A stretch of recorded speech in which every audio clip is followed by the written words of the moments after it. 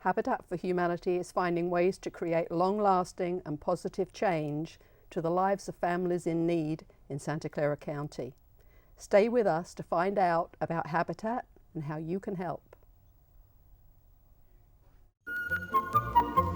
Welcome to The Better Part, a program by and for seniors and devoted to exploring the many facets of those better years of our lives. The name of our program was inspired by a quotation from Robert Browning.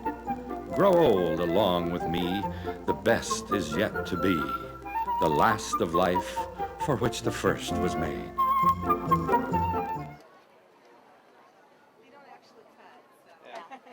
It's symbolic.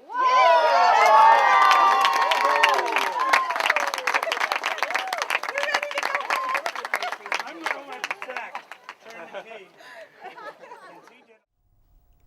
Owning a home is the American dream, but out of reach for most low-income families.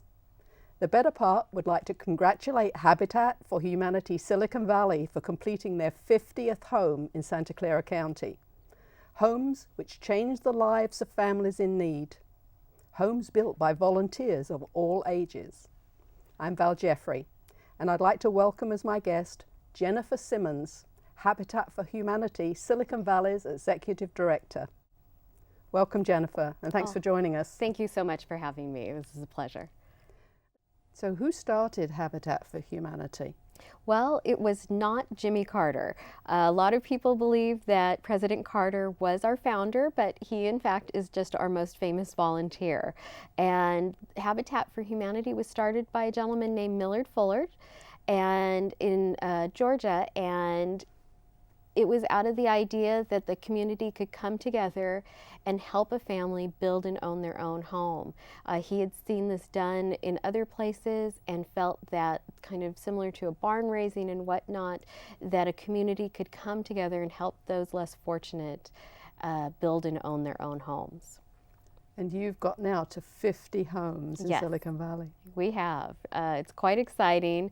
And what I like to tell people is it's not just Habitat who does that. We could not do our building without the community. All of our fundraising and comes from the local community. All of our volunteers come from the local community, and our families come from the local communities. What's the mission of Habitat for Humanity, and how long has the Silicon Valley chapter been in operation? Our affiliate's been in operation for about 23 years. We started here in the 80s, and we've been building ever since, and our mission is to help strengthen families and communities for generations to come. We do that through helping provide families the opportunity to build and own their own homes, and we're able to do that by using community volunteers to help build the home. About 80% of the home is built through volunteer labor, and we fundraise for the cost of the home through the local community. 50 homes. That's Yes. a lot of homes. It is. And it takes a lot of volunteers to do that. Yes. And I really think that it would be good to pay tribute to some of the people who have helped make that happen. Sure. We have a tremendous team. We could not have done it without our regular volunteers. These are people who come out at least once a week. They're our core group of volunteers.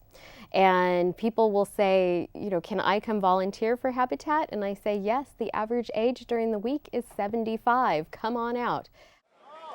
I'm Ray Mensing, and I have about 4,000 hours with Silicon Valley, but earlier I worked with Peninsula Habitat. What's special about working with Habitat? Everything. Hi, my name's Jim Luce. I've been doing this for 12 years, one day a week in between my golf games. And I enjoy it every day. And it's good to see the families get in and finally get what they're after. Hi, I'm Barbara Snyder, and my husband and I have been here every Wednesday on this. We've put in several thousand hours in Silicon Valley Habitat, plus we've done it worldwide, including 3 years in Eastern Europe with Habitat. Also, there are community partners. Our last set of homes was completed in the city of Santa Clara. We could not have done it without their help in finding land and financing. And then the community. We work a lot with corporations in the area, with foundations, and other resources to help to fund and build the homes. And then, of course, our staff, I would like to say, helps a lot. And we have a special person, Patrick Ham, who has helped build almost all of the 50 homes and has been with us for about 17 years. So he's a wonderful person, leader, and I think is part of the reason our volunteers keep coming back. And I do know that you dedicated the 50th home to Patrick. We did. And there was a plaque on the wall. Yes. Patrick, I know this is a very, very happy day for you. Did you know anything about the plaque? No, I knew absolutely nothing about it, but I will get even.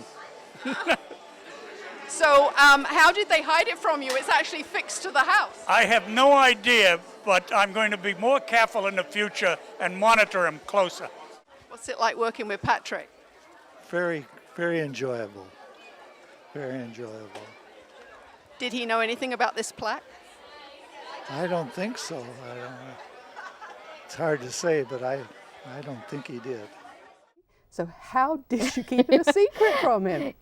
We had to have some secret meetings on how to do this and where exactly it was going to be placed and how to do it. So kind of what happens when we get ready for a dedication is us as staff in the office kind of transcend or come out to the site and start putting up signage and whatnot. And for the most part, the construction volunteers just ignore what we do.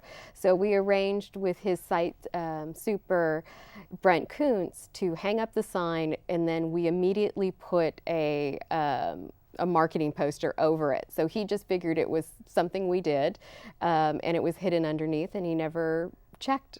What a special thing to do. That was so nice of you to do it. Oh, it was our pleasure. We cannot begin to thank Patrick for his dedication to Habitat, not only to the organization, but to the families and the volunteers. He's just been amazing. Well, I think they pay you other tributes as well. I noticed in one of the houses there is a painting of you. How did that come about? One of the homeowners from Grant in Campbell painted it from a photo and then gave it to me. I didn't know anything about that one either. I'm slipping. Does it follow you around the houses? No. It usually hangs in my living room, but I thought a little harassment on this project was good, so I brought it down. You've always got a joke, Patrick. It's fun. Yeah. So when did you first get into this? About 18 years ago, when we were building 4 homes in El Viso, and got hooked on it, which is very easy to get hooked on Habitat, and been doing it ever since and enjoying it ever since. Do you have a big turnover of volunteers? No, we're very fortunate. During the week, we have a regular group of retired people that show up. Some of them 1, some of them 2. Average age is 72. One of them is 88. And they keep coming back and helping us out. They're terrific. So how many houses are you going to be building in the next 5 years, did Jennifer say? She said 50. I think that's an optimistic. Land is hard to find in this valley. We're lucky when we find a piece of property to be able to put 5 or 6 homes on it, you know. At what point do you get involved? Right from the beginning? No, I usually get involved once they've got the land and they've started to design a home, and then I get to put my 2 cents in as to, you know, maybe if we change this, it'll make it easier to construct or that. How many people do you think that you use on any one house? Oh, God. How many volunteers come out for a project? In the hundreds. I couldn't even give a wild guess. I mean, they're from high school students doing their community service, to people in college, to individuals, to just people that want to help out. Have you got any special funny story about one of the programs? No, it's just a joy. Every bit of it is a joy. So everything goes smoothly? Every day's a holiday and every meal's a banquet. I have to tell you, you're a remarkable person, and I really thank you on this busy day for taking the time to speak to me. It's my pleasure. It's a load of fun. Thank you. And we even have some specialty crews at this point. We have our crew of electricians, crew of plumbers that we will schedule out onto the different sites. And from what I understand, I don't think any of the people on those crews had that as a trade in their working career, that this is all something that they've been taught by Habitat and have learned over the years, and now are what we call master builders. You mentioned the families. They actually also volunteer. They have to do so many hours, I believe, on their homes. Yes. How many hours do they have to do? A minimum of 500 sweat equity hours. And I say a minimum because if they finish all of their sweat equity hours in the beginning, we still require them to work on the home. Our idea is that through helping to build their home, that they'll also understand how it was put together and be able to maintain it in the future. What I find is they enjoy coming out, they enjoy being with the volunteers, and they enjoy participating in building their own home. So they go above and beyond what's required of them. And I'm assuming none of them really are builders themselves. So No. any skills that they learn help them maintain their own homes. Definitely. Usually when we start the orientation in the beginning, we start it with a safety talk and how to use tools, because a lot of the families have never picked up a power tool, used a hammer, and don't know anything about construction. So through the process of building their home, they learn all of those skills, and we hope that someday, if a hole gets put in the wall, they'll be able to cut it out and repatch it without calling us. Good. They probably know more than I know about how to keep my own house up to date. Well, learning how to do things on the house is a skill that we have to pick up, Definitely. and what better way to do it than from experts. Oh, definitely. And another thing really is financial. Until you've owned a home, you don't know how much money you're paying out. Exactly. So do you teach them fiscal responsibility? Definitely. Our process is kind of two-step. We pick the families very early on. Most of the time when you purchase a home, it's a very quick process. For us, they're selected before the home is built so they can participate in the building. And then over that time period, we also do a series of training courses. They have to do credit counseling, budgeting, fiscal responsibility, and conflict resolution. This last build, we were able to do sustainable gardening with our families. Oh, wonderful. And the one that I like most, because being a homeowner myself and how little I knew going into the purchasing process, we spend at least 3 days training them on legal documents. So every document they sign at their closing, they will have seen before and will have been explained ad nauseum to them. That's very So, useful. yeah. Do they know which home is going to be theirs, and do they work on each other's homes or what? They don't usually know. If we have multiple homes going at one time, they may have an indication by their family size. But if we have similar size families and say three-bedroom homes, they won't know exactly which is theirs until the very end when we're starting to pick out finishes. So it's very communal. They're there, they're working on each other's homes. So the idea is that they put equal effort into every part of the build. How do you find the land, and who pays for that? The land is very challenging. We usually work with the different cities in Santa Clara County, either to see if they have surplus land, or if the county has surplus land, or if they have funding available for us to purchase property. So it's either one or two ways. We look for our city partners. Each city has to create or has goals on creating affordable housing in their area. So we work with them to try to either find the property and use their housing funds to purchase it, or if they might have some excess property that will work. How do you figure out what types of building you're going to be putting on these plots of land? Sure, we have some of our own standards on size, and we try to to build a decent, simple, affordable home. So there's not a huge amount of bells and whistles in our homes, but we also look at the surrounding neighborhood. So the first thing that we'll do when we start the design process is go out to the neighborhood, take pictures of the surrounding homes to make sure that our design fits well within the neighborhood. Our goal is that when you drive by, that you don't see a Habitat home, you just see a great home. And we want our homeowners to fit in with the rest of the neighborhood. The people that have the homes, how do you find them? How do they apply for Sure. the homes? Usually the cities that we build in require that they live or work within the cities that we build. So we don't maintain, say, a list and the next person up on the list gets a house. We go out and we recruit per build, but if you have ever applied for a Habitat home with Habitat, we keep you in a database and we let you know of every upcoming build. So, for example, we're starting the process in Cupertino. We'll be building in Cupertino next year and probably starting the family selection sometime next year. But right now we're holding a series of workshops on how to become a Habitat homeowner. At these workshops, we go over what are the things that we look for, the financial criteria, and the willingness to partner, and some of the other program pieces, and help families get prepared so next year they can show up, they can fill out an application and get into the process.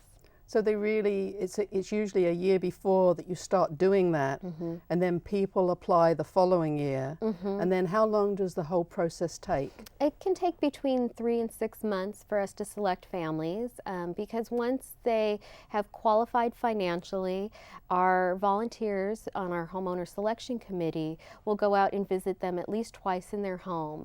We really want the families to understand the program and to understand what they're getting into. So we spend a lot of time to make sure that we're not only picking families that are financially qualified, but are the best fit with us and the community that they're going to join. At the 50th celebration, 50th home, I met Mary Hughes. Yes. And she was the chair of the family selection committee when it first started. Yes. And she explained the procedure to me. We advertise and we hold community meetings and invite applications, and then we have to process the applications in several steps until we get down to the ones who are financially qualified, and then we interview them. We do home visits and interview them. They have to live in substandard housing, and that's a term of art. Either because the house itself has physical problems. It could be the electrical system, windows that don't lock, could be neighborhood problems, an unsafe neighborhood. Could be issues where someone is living in a house that doesn't suit their needs because they have a disabled member. And for instance, if a wheelchair has to be carried up 2 flights of stairs, that's not adequate housing. They have to have a solid work history, they have to have a steady income, and they meet the minimum income requirements, and it varies from project to project depending upon the cost or projected cost. And they have to have good credit. So we look for all of those things, and then everyone that qualifies,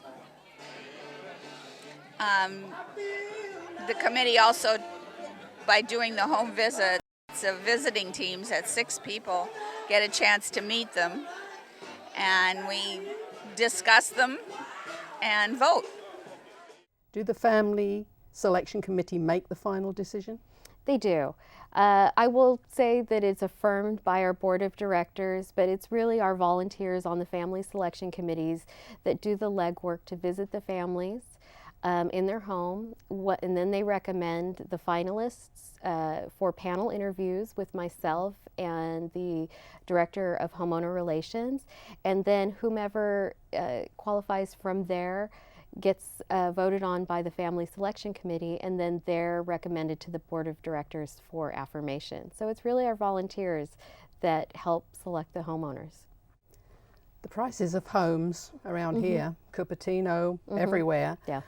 pretty expensive, which means that they have to be sold under market value for the low-income families to afford them. How does that work? Well, we have some criteria that is dictated to us by the Housing and Urban Development from the U.S. government. We serve families that earn less than $54,000 a year for a family of four, and we have to make sure that not more than a third of their gross income is spent toward their housing expenses. That includes their base mortgage, their taxes, and insurance. So we have some modeling that we do based on the number of bedrooms and family size that then we use to set the home price and make sure that it's going to be affordable for the families that will apply. Do you put any furniture or anything into the house? Not usually. We do get offered donations for furniture and different decorating supplies, so we usually then try to connect the families with those donors. When they pay their monthly mortgage, what happens to that money? It gets paid forward. We offer our families a zero interest 30-year mortgage that is provided by Habitat. So when they make their payments, those payments go directly back into our building efforts for the next Habitat family. Where does the money come from? Where does it come from? It comes from everywhere in the community. We receive government funding through the Cal Home Prop 1C initiatives that were passed several years ago that help self-help housing, such as ourselves.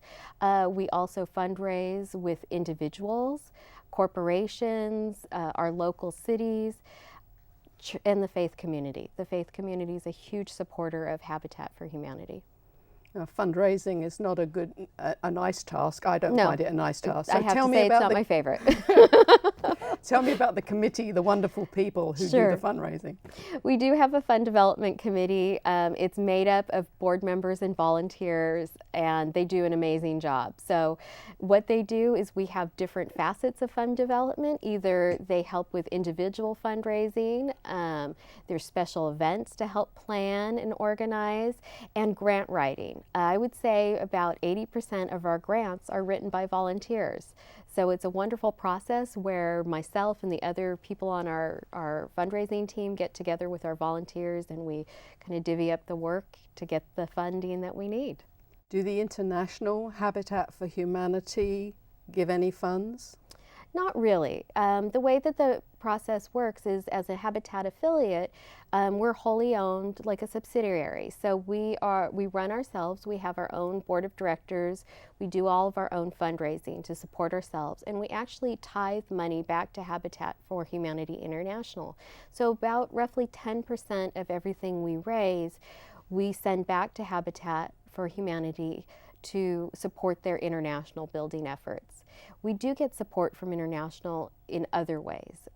They help get national contracts with companies like Whirlpool that provides free appliances to our homes. Also Thrivent Financial for Lutherans, which will sponsor homes and pay for about 90% of the cost and supply half the volunteers, and just a whole other host of programs. So although we might not get a check from International, they do support us in a vast array of other areas. You've just started your first green project. Yes. Totally green project. Yes. So how does that vary from traditional building? Well, it's kind of funny. A few years ago we said, well, you know, green is really popular. We should start researching and looking into this. And what we found was our projects that were currently under construction were already green and meeting the green standards. It had been a long time value of ours that not only do we help sell an affordable home to our families, but that we make that home affordable for them long term. So we started putting in solar, tankless water heaters. We look at the landscaping to make sure that we're using as little water as possible. So we decided on our Morgan Hill build, which is currently under construction, that we would seek Green Point rating, which is the California Residential Green Certification. For us, it's the first step toward green rating process, and we're hoping to have the Cupertino project be our first LEED certified project, and that's more of a national certification. So you'll have a lot of contact with the city of Cupertino during that process. Oh, definitely. We are now. They're our biggest friend right now in working through the design and development. I read something that said that you're going to do 50 houses in 5 years. How are you going to do that? Well, it's going to take a lot of money, but also just the volunteers and time. One of the programs that we're looking at participating in that will help us toward that goal is through the National Stabilization Program. You may have heard that there's a lot of foreclosed homes out there on the market. Absolutely. And our federal government has stepped up and is providing funding to nonprofits like ours to help purchase and rehab and then sell those homes. So we're hoping to participate in this process, and what's exciting for us is we can make a big difference in a short amount of time, because we won't be building the home from scratch, but we'll be rehabbing it, making it green, and then be able to sell it to a family with very low income. That's wonderful that you can adapt to the situation and Definitely. the monetary problems that we have now. That's Yes. really, really good. Yes. So how can volunteers contact you, and are there any age restrictions? The only age restriction we have on our build site is you have to be older than 16. Unfortunately, our insurance doesn't allow younger members out on site, but there are lots of other things they can do, such as bringing lunches and visiting the site. But from 16 up to however old you would like to be when you come out, we support. So we do the building on our sites, both on the weekdays and the weekends, and on our website. If you click the Volunteer Now button, you can see all the open available dates. Also, we welcome volunteers in our office, usually Monday through Friday. We're buzzing with volunteers helping us do data entry and mailings and grant writing and everything else that we can think of. So just either check out our website and sign up there, or call the office and we'll get them set up. You're doing an absolutely wonderful job. Oh, thank you. And when I was at the 50th, I heard one homeowner say that she defines her life as before Habitat and after Habitat. And you're doing a great job. Thank you.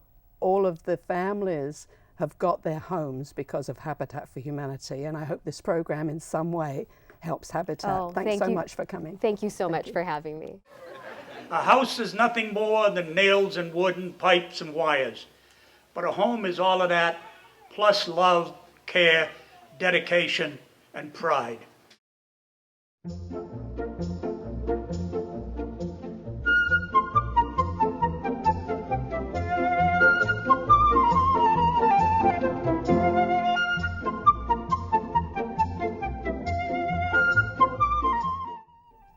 If you would like a copy of this program or any of the Better Part programs, please contact us through the Cupertino Senior Center, 408-777-3150, or visit our website, www.thebetterpart.com. A selection of our programs are also available through the Santa Clara County Library System and on YouTube. I'm Val Jeffrey for The Better Part, and I thank you for watching.